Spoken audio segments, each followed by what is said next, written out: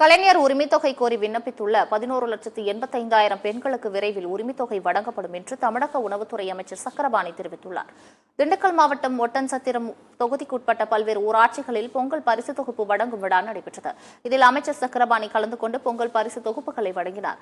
அப்பொழுது பேசிய அமைச்சர் சக்கரபாணி, கலைஞர் உரிமைத்தொகை கோரி விண்ணப்பித்துள்ள 11,85,000 பெண்களுக்கு விரைவில் உரிமைத்தொகை வழங்கப்படும் என்று தெரிவித்தார்.